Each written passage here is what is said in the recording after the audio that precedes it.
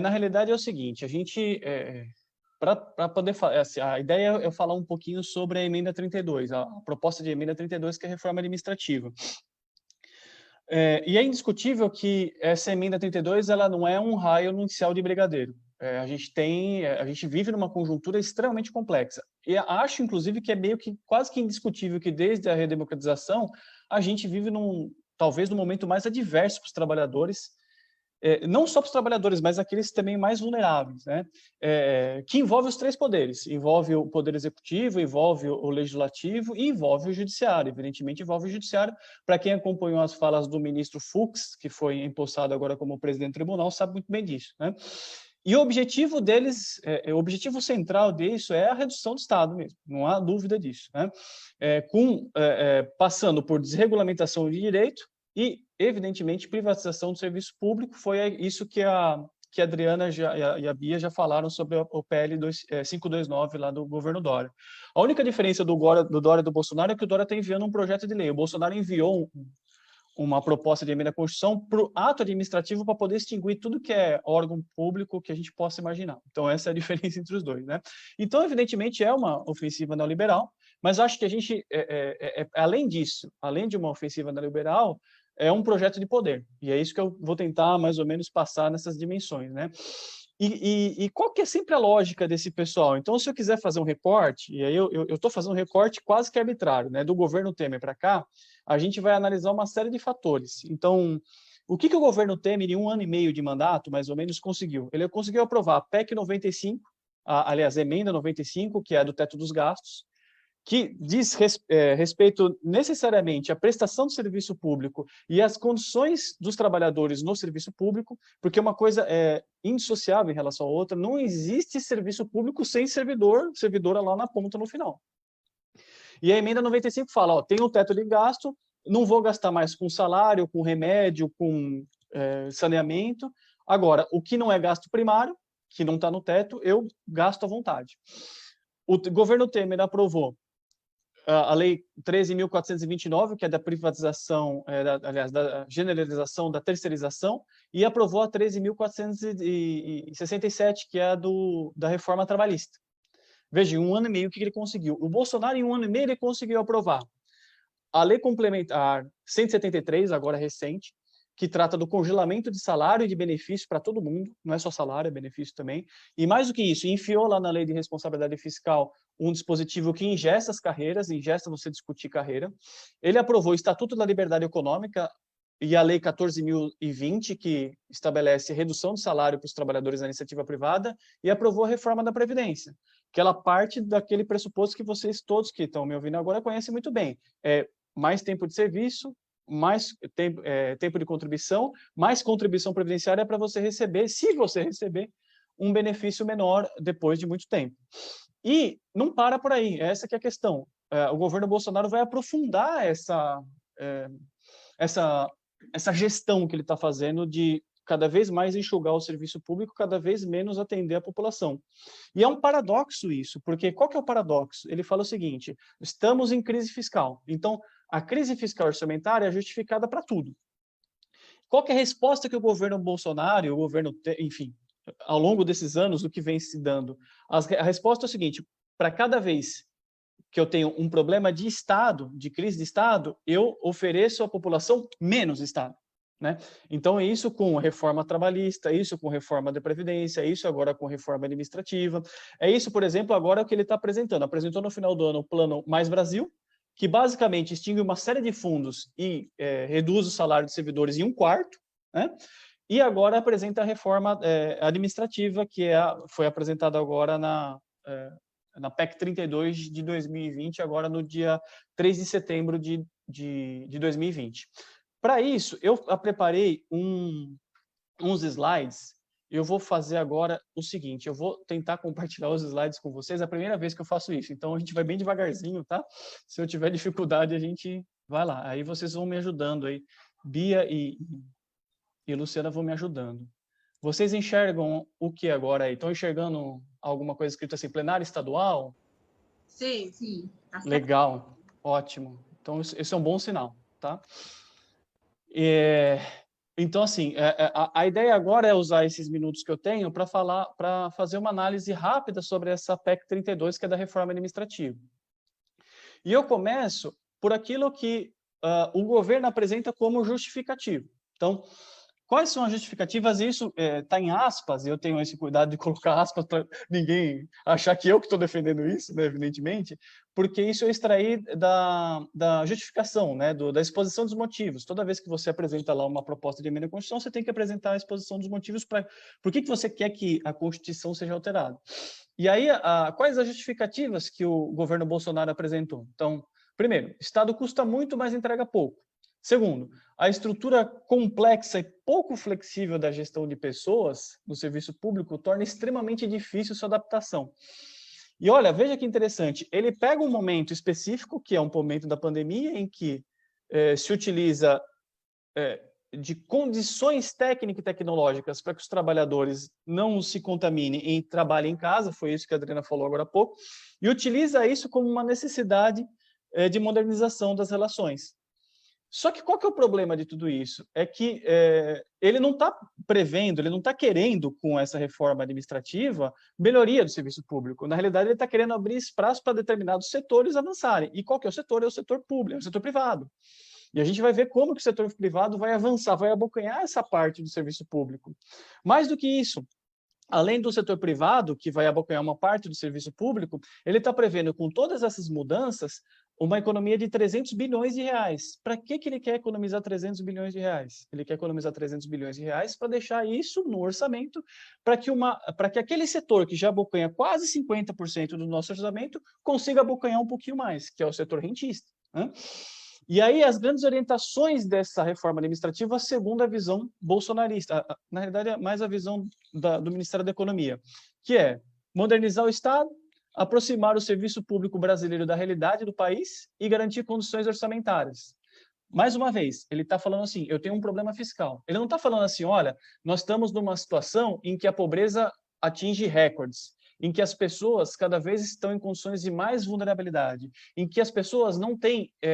você fala assim, olha, para a gente se livrar do coronavírus, você precisa lavar água com sabão. 100 milhões de pessoas não têm as condições de saneamento básico adequadas. Ele não está preocupado com isso. Ele está falando o seguinte, como que ele quer aproximar o serviço público da realidade do Brasil? Ele fala, olha, eu preciso igualar os salários dos servidores à realidade do mercado. É exatamente isso no item B que ele fala. E mais do que isso, ele vai falar o seguinte, eu tenho um problema orçamentário, então vou ter que reduzir o custo com o serviço público. Só que prestação do serviço público não é feita senão por pessoas de carne e osso. Ele não tem como não fazer isso em relação à prestação do serviço público. E aí ele usa esses elementos. Isso aqui tudo eu estou extraindo lá Isso aqui não é nem da exposição de motivo, isso aí foi de um PDF que ele... da apresentação do Ministério da Economia que foi feita no dia 3. Não sei quem que acompanhou isso. Não indico vocês assistirem, não, porque num sábado desse, ensolarado, assistir isso é uma tortura terrível. Então, eu já vou antecipando para vocês o que eles falaram.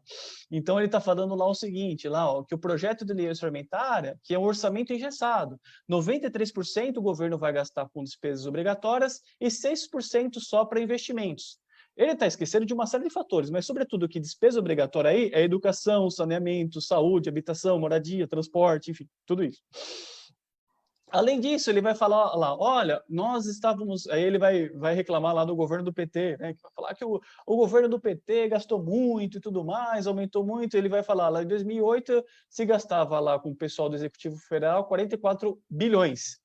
Em 2019, chegou a 109 bilhões, um aumento de 145 em 12 anos. Esse cálculo está errado, porque não considera uma série de fatores. Depois a gente tem umas tabelinhas aí para demonstrar. Vocês estão vendo as tabelinhas que eu estou mostrando? Está passando aí para vocês, né? Tá, legal. Sim. Legal, Bia. E aí ele vai falar que o investimento público também, por conta desse gasto, é cada vez mais reduzido. E aí, isso aqui tudo, essa tabelinha aqui é deles, tá, gente? E aí ele vai falar o seguinte, que de 2015 até 2020, a perspectiva de investimento público cada vez menor. Passa lá para essa quantidade aqui de... Por conta disso, ele passa para essa possibilidade de gastar quase 7% só que ele teria do orçamento disponível. E aí ele fala, olha, tenho menos escolas, tenho menos hospitais, vou ter menos estradas, menos casas. Só que o que ele desconsidera é que tudo isso é feito por pessoas, né? Não adianta eu construir uma escola bonita se eu não tiver professor lá para dar aula, assim como hospitais. E eu não tenho como construir casas, estradas, sem o trabalho dos trabalhadores e das trabalhadoras, né? Evidentemente. E aí, isso aqui é tudo falso. Por que é tudo falso? Porque ele esconde qual que é o principal gasto da União. E daqui a pouco a gente vai ver qual que é o principal gasto da União. Se ele quiser mais dinheiro para investimento, ele pode tirar de outro lugar, que a gente vai ver de onde que ele pode tirar, evidentemente ele não vai tirar, né? E qual que é o fundamento teórico da reforma? Isso aqui eu também extraio da exposição de motivos. Ele fala lá o seguinte, ó, quanto ao segundo eixo considerado para a elaboração da medida, a necessidade de aproximação do serviço público brasileiro à realidade do país, lembra que eu falei? Ele não está interessado em melhorar o serviço público, ele está interessado em, aspas, trazer a realidade do serviço público à realidade do Brasil. O que é ele? O que ele está dizendo com isso? Reduzir o salário dos trabalhadores ao salário, em tese, dos trabalhadores do serviço público para a iniciativa privada. De onde que ele tira esse dado? De onde que ele fala assim, olha, os servidores estão recebendo muito, são tudo ricaços, né? A Bia, por exemplo, tem mansões, tem jet skis, iates e tudo mais. A Luciana, então, mora aí, sei lá, ela tem a casa em Paris dela, ela está fazendo aqui só... Ela está só de brincadeira aqui, né? Nessa live num sábado ensolarado. Da onde que ele tira isso? De um documento do Banco Mundial falado, que é intitulado da seguinte maneira: um ajuste justo, análise da eficiência e equidade do gasto público no Brasil. Então ele pega um dado do Banco do Mundial para falar que vocês, servidores, ganham muito dinheiro, e aí vocês vão ter que reduzir os seus ganhos para se equiparar à condição dos trabalhadores da iniciativa privada. Qual que é o grande problema desse documento? O grande problema desse documento do Banco Mundial é que, para ele falar que o servidor ganha muito, ele utiliza o salário de promotor, de procurador do Ministério Público e do juiz. Aqui, ó, no judiciário. Esse aqui é o dado esse documento que o governo fala que utilizou. Eu peguei lá o documento e estou registrando aqui para vocês. O que fala esse documento do Banco Mundial? Que o pessoal do judiciário recebe 30 mil reais em início de carreira. Luciana, você que é do judiciário, você conseguiu receber 30 mil reais de início de carreira? Evidentemente que não. Quem que recebe 30 mil reais é um juiz. Olha lá, olha o que o Banco Mundial fala. Além do juiz ganhar 30 mil reais de início de carreira, ele também recebe auxílio moradia. Recebia até pouco tempo atrás, 4.300 reais para o juiz morar. Aí, o que o governo fala? Ele pega esse dado do Banco Mundial, que fala, os juízes ganham muito, então a gente tem que reduzir o salário de todo mundo. Aí ele propõe uma reforma para reduzir o salário de todo mundo e tira o juiz. Então ele pega o dado que tem o salário do juiz para falar que todo mundo ganha muito, reduz o salário de todo mundo, só que o juiz não vai ter redução de salário. Os juízes estão fora da reforma da Previdência, da reforma administrativa. Né? Olha que interessante. Aliás, outra coisa, eles usam, não usaram a disposição limitiva, mas usam aquele dados do Instituto Milênio, que é do Paulo Guedes, que fala, no Brasil se gasta mais com pessoal do que com educação e saúde. Como se quem desse aula ou quem tratasse do doente fosse, sei lá, por combustão espontânea, né? Se dava um clique assim e alguém ia lá, aparecia lá para dar aula para as pessoas. Como se o gasto de pessoal não está envolvido diretamente na educação e na saúde. E isso são todos os problemas dessa falsificação que o governo faz, né? Dessa baixaria que o governo faz. É o vale tudo para poder defender redução de direito. E aí, assim, gasta-se muito... César. Quanto tempo eu tenho? 10 minutos. Tá.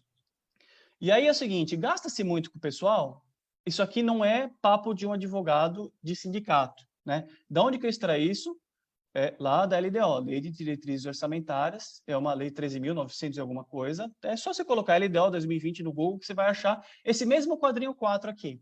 Olha aqui o que está previsto para gastar em 2020 com pessoal e encargos sociais. 205 bilhões. Fala, nossa, que absurdo, 205 bilhões com gasto de pessoal. Olha aqui, juros e encargos da dívida, 409 bilhões. Aí você fala, poxa, é o dobro, mas não para por aí. Olha a amortização da dívida.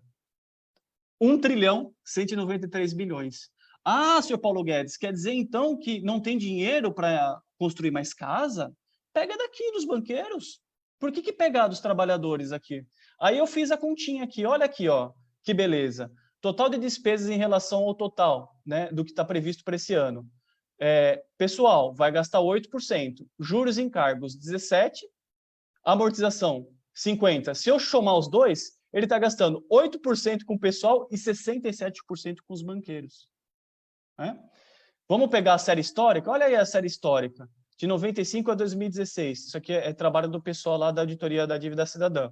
Olha aqui o quanto que aumenta os juros e encargos da dívida e quanto que aumenta, ou quase que se mantém no mesmo padrão, os gastos com pessoal e encargos sociais. Ou seja, o problema fiscal que o governo alega ter, existe, só que não é do salário do trabalhador e da trabalhadora que está atendendo a população mais desassistida na ponta. Só que junto com isso, e isso que essa discussão, eu digo que essa é a dimensão do debate fiscal, que é a dimensão neoliberal. Junto com isso, tem aquilo que eu estou colocando assim como a dimensão oculta desse debate em torno da reforma administrativa, que é a dimensão ideológica, que é o seguinte: o governo já cansou de falar da tal da desesquerdização do serviço público. Por que será, né, Bia e Luciana, né? Vocês são de esquerda, né? Enfim, ele está preocupado porque a Bia e a Luciana, elas têm uma terrível mania de cumprir as coisas à risca. Elas têm uma terrível mania de colocar em prática aquilo que elas acham que, de fato, para aquilo que de fato serve o judiciário, para aquilo que de fato serve o IBGE, para aquilo que de fato serve o IBAMA, o INCRA, o INPE, né? Esse pessoal, ele dá problema para o Bolsonaro. Esse pessoal fala que tem desmatamento. Esse pessoal fala que o judiciário não está funcionando a contento. Esse pessoal é doido para dar direito para pobre, né? E aí o governo federal, ele tem essa dimensão ideológica de que ele entende que aquela dimensão profunda do serviço público está enraizada de esquerdistas, né? Está enraizada de pessoas que, de alguma maneira, acham que, de fato, devem levar o Estado ao bem-estar social, que é o que está escrito na Constituição de 88, e justamente por isso ele constrói um plano, e aí daqui a pouquinho eu vou falar como que ele construiu esse plano, para tirar vocês do jogo e para colocar pessoas dele. Não é à toa que essa PEC está sendo chamada de PEC de rachadinha. E assim, isso tudo ele vai se concentrar na proposta em si. Então, até agora, a gente meio que tratou da teoria. O que trata a proposta em si? E aí eu trago para vocês a discussão da proposta. A primeira coisa essa proposta é uma primeira fase. Então, para quem acha que a gente resolve o problema aqui com a PEC 32, está enganado, vem muito mais coisa pela frente. Olha lá, o governo mesmo, ele tratou... Estão vendo aí, né? Fase 1, fase 2, fase 3, né? Bia, tá vendo? Sim, estamos vendo. Legal. Então, a fase 1 é essa PEC. A fase 2, o que ele vai fazer na fase 2? Ele vai apresentar um monte de projetos de lei para tratar de gestão de desempenho, para tratar de consolidação de cargos, diretrizes de carreira, modernização das formas de trabalho. Isso aqui, quando você ver modernização de formas de trabalho, é precarização, pode ter certeza. PL dos arranjos institucionais, isso aqui é um perigo. E o PL do ajuste do Estatuto do Servidor, que é o novo RJU. E depois vai ter uma fase 3 com um projeto de lei complementar também, que é o projeto de novo serviço público. Ou seja, tudo aquilo que a gente entende que é serviço público, e sobretudo a relação do servidor com a administração, esquece, vai ser tudo, né? Parece que tem um alemão lá no século XIX que falou que no capitalismo tudo que é sólido se desmancha no ar, né? Parece que fez um sucesso aí os livros dele, não tenho certeza, mas enfim. E o fato é que está tudo se desmanchando no ar mesmo. E quais são, então, as propostas objetivas? Então, vamos lá. Primeira proposta, mudança lá no artigo 37 da Constituição, que fala dos princípios da administração pública.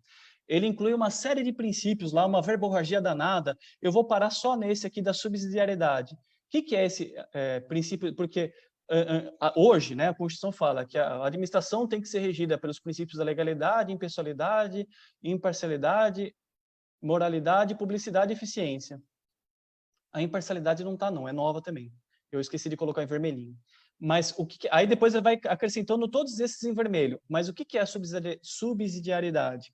É um princípio que fala o seguinte: toda vez, o Estado, aliás, só vai atuar quando a iniciativa privada não estiver atuando. Então, o Estado tem que deixar o livre mercado funcionar, né, a mão invisível do mercado que vai resolver todos os problemas de todo mundo. E quando o mercado não quiser atuar naquele tipo de atividade, aí o Estado é que vai entrar. Então, se a gente levar isso ao limite da radicalidade, evidentemente, a gente pode falar assim, ó, já que tem plano privado de saúde, já que tem escola particular, o Estado só vai atuar se eventualmente for necessário, né? Esse é um primeiro problema. Cinco minutos, César. Tá, eu vou pedir mais 5, tá?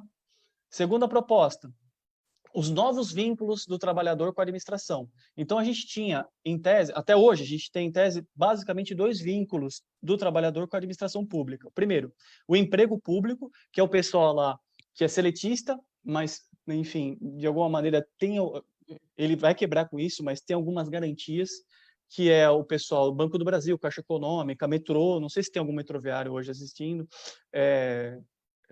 Sabesp, Petrobras, enfim, Sociedade de Economia Mista e Empresa Pública. E tem o cargo público, né, que é o estatutário, que é a maior parte dos servidores, né, sobretudo os federais.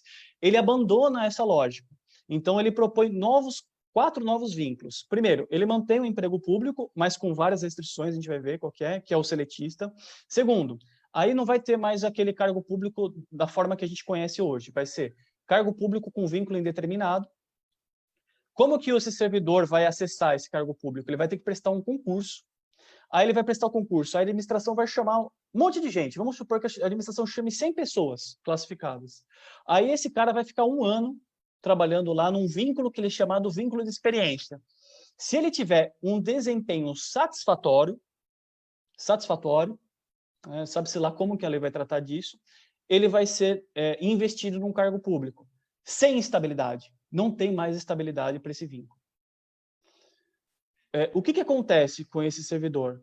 Primeiro, esses 100 caras que foram chamados para o vínculo de experiência vão ter, ao final, direito, se tiverem desempenho satisfatório ou não. Você pode ter 100 caras que entram no vínculo de experiência e você pode ter uma vaga. Aí são 100 que vão lutar entre si para conseguir essa uma vaga para investidura. Os outros 99 estão fora. Deu o período de experiência, estão fora, vão embora. Não tem FGTS, não tem nada. Não tem seguro-desemprego, nada. Tchau.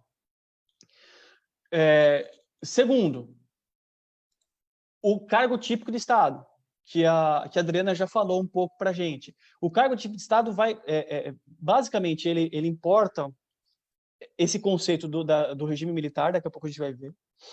É um conceito também do Bresser Pereira, que fala o seguinte: o Estado tem um núcleo duro, esse núcleo duro não pode ser exercido por terceirizados ou por outras pessoas que não sejam agentes do Estado. Basicamente é fiscalizar, punir, legislar e fomentar. E aí esse cargo tipo de Estado, que a gente não sabe quais serão ainda, porque isso vai depender de uma lei complementar futura, esse cara também vai prestar um concurso público, vai passar por 2 anos de experiência, não 1 ano de experiência, e só depois desses 2 anos é que ele vai adquirir lá a investidura no cargo. Aí ele vai ter que ter 1 ano ainda mais para fazer uma nova avaliação, e aí sim ele vai ter a estabilidade. Tá? Esse cara também, vamos supor, a administração chamou lá, vamos colocar que o auditor fiscal do trabalho, ou o auditor da Receita Federal seja uma atividade tipo de Estado. Estou chutando aqui um cargo qualquer. Vão chamar os 100 caras. Esses 100 caras vão ficar durante 2 anos. Vai ter vaga para 100? Não. Pode, dependendo da disposição, pode ter vaga para 10, para 20, para 1, para 15, para 50. Os outros 99, os outros 50 estão fora. Né? E o último vínculo que ele cria é o vínculo por prazo determinado, que é um processo simplificado. Veja, é um concurso público, não sei, vai depender de uma lei. É tudo cheque em branco que o governo vai criar a forma. Pode ser uma provinha, pode ser uma classificação, pode, depende. E aí esse cidadão aí, esse trabalhador que vai entrar nesse vínculo por prazo determinado, em regra, na legislação trabalhista, até, enfim, você tinha situações específicas que se admitia o prazo determinado, que é uma necessidade temporária ou uma questão sazonal. Agora, a administração, para um servidor com vínculo por prazo determinado, fala que qualquer atividade ou procedimento sob demanda pode ter vínculo por prazo determinado.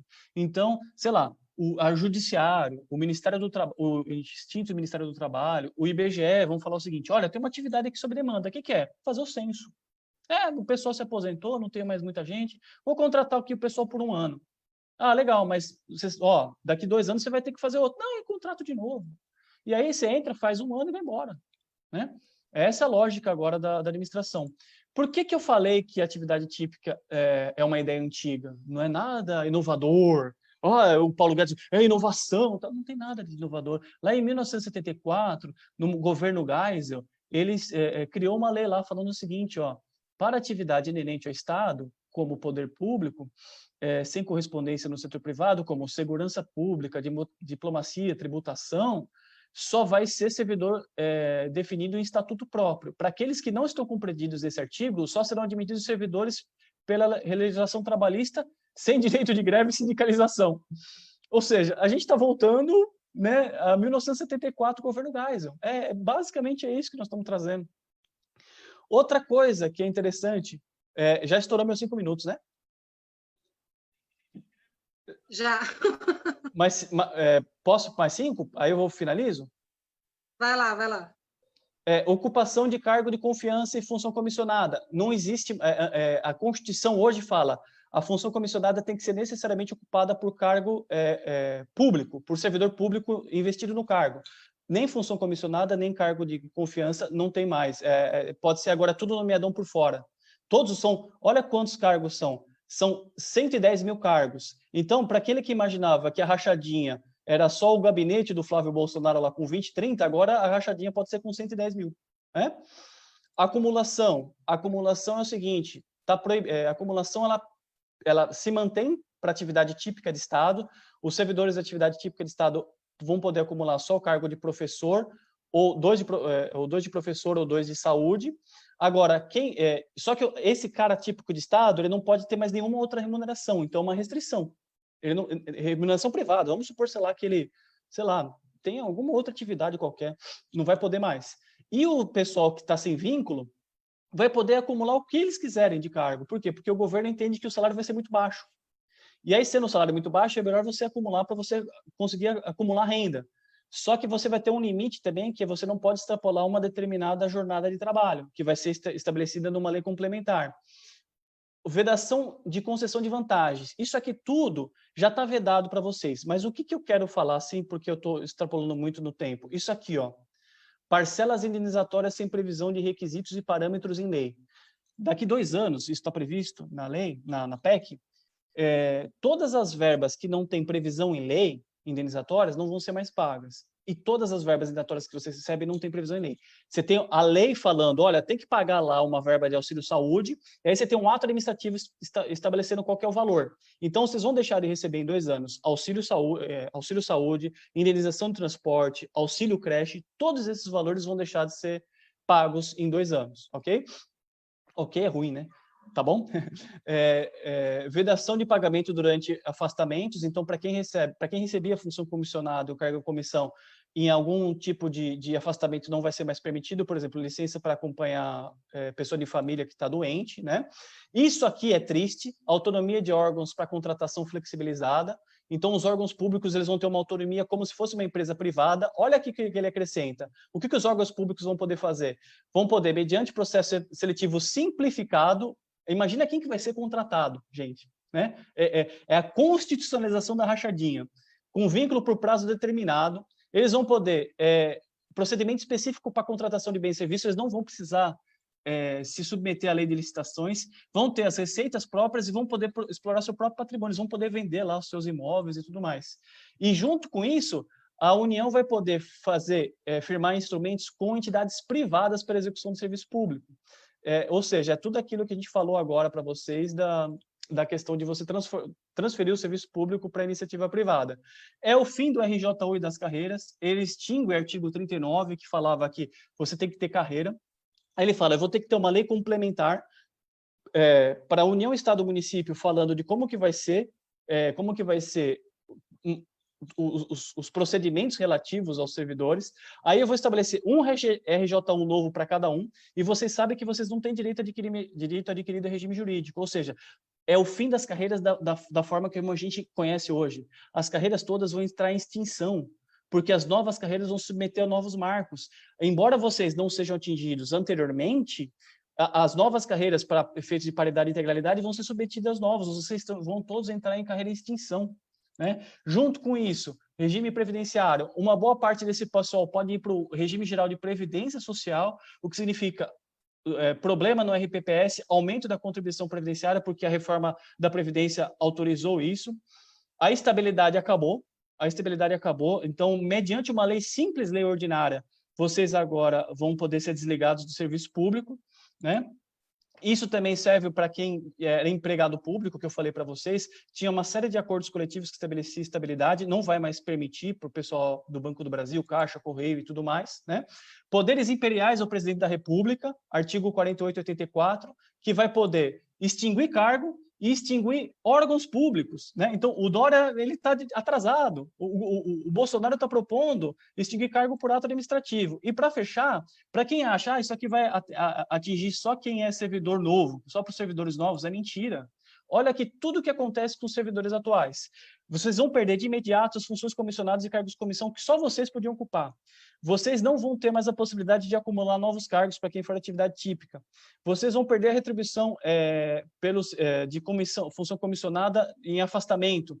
Vocês vão perder o direito ao plano de carreira, ao quadro de carreira. Vocês vão poder ser desligados. Quem exercer função comissionada e cargo de comissão por motivo político ideológico, porque ele fala que pode ser demitido por motivo político ideológico. Vão perder a garantia do cargo vocês vão perder aquela garantia do cargo que só podia ser extinto por lei, agora pode ser extinto por ato administrativo. Vão perder a possibilidade de concessão de novas vantagens e benefícios, porque você vai estar vinculado à nova carreira. Vão perder todas as parcelas indenizatórias em 2 anos e vão perder a possibilidade de não ser demitido, a não ser por uma decisão transitada em julgado. Portanto, pessoal, tudo isso indica que a gente vai ter muita luta pela frente, que se a gente não fizer frente a isso, não só vocês vão perder, mas o conjunto da população vai perder bastante com isso. E com isso, eu estourando todos os tempos que eu tinha, eu termino. Obrigado, viu?